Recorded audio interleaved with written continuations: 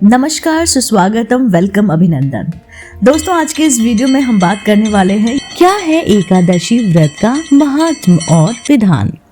आषाढ़ कृष्ण पक्ष की एकादशी को योगिनी के नाम से जाना जाता है और शुक्ल पक्ष की हर्षयनी एकादशी को 4 मास के लिए भगवान विष्णु क्षीर सागर में शयन करते हैं। व्रत के 3 प्रकार होते हैं: नित्य व्रत, नैमित्तिक व्रत और काम्य व्रत। नित्य व्रत वो होता है जिसको नहीं करने से मनुष्य को पाप लगता है। नैमित्तिक व्रत पापों से मुक्ति पाने के लिए किया जाता है और काम्य व्रत अपनी किसी खास कामना की पूर्ति करने के लिए किया जाता है। एकादशी व्रत नित्य व्रत है। ब्रह्म हत्या जैसे सभी पाप एकादशिनी के दिन अन्न में मौजूद होते हैं, इसलिए एकादशी के दिन जो भी व्यक्ति भोजन करता है वह पाप युक्त भोजन का भागीदार हो जाता है। नारद पुराण के अनुसार नारद जी ने व्यवस्था दी कि जो मनुष्य 8 साल से अधिक अवस्था का है और 80 वर्ष से कम आयु का है, अगर वे मुंह वंश एकादशी के दिन भोजन करता है तो वे पाप का भागीदार बन जाता है। नारद पुराण के अनुसार विष्णु के भक्त और जो विष्णु को अपना परम लक्ष्य मानते हैं उन्हें हमेशा हर पक्ष में एकादशी के दिन व्रत करना चाहिए।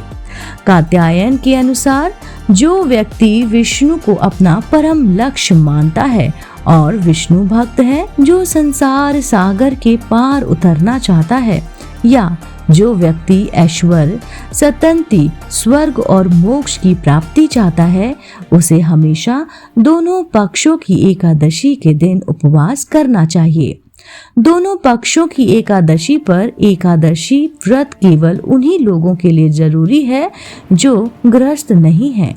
गृहस्थ लोगों के लिए केवल शुक्ल पक्ष की एकादशी पर ही व्रत किया जाना चाहिए, कृष्ण पक्ष की एकादशी में नहीं, क्योंकि देवल में आया है कि दोनों पक्षों की एकादशी में पका भोजन नहीं करना चाहिए। दोस्तों, ये वन में रहने वाले ऋषि और मुनियों का धर्म है। वह गृहस्थ को ऐसा केवल शुक्ल पक्ष की एकादशी के दिन करना चाहिए। पुराण के अनुसार गृहस्थ को केवल आषाढ़ शुक्ल में आने वाली देवशयनी और बोधनी जो कार्तिक मास शुक्ल के बीच में आती है वाली कृष्ण एकादशी को व्रत करना चाहिए। दूसरी कृष्ण पक्ष की एकादशी पर लोगों को उपवास नहीं करना चाहिए।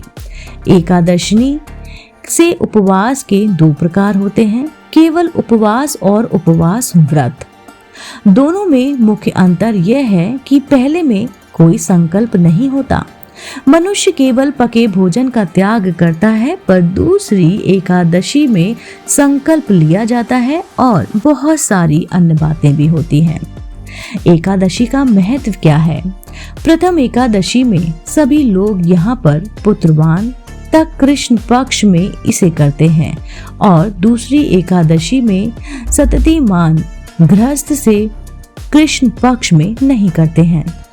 ऐसे में उन्हें संकल्प नहीं करना चाहिए, उसे केवल पके भोजन का त्याग करना चाहिए और ब्रह्मचार्य का विधिवत पूर्वक पालन करना चाहिए।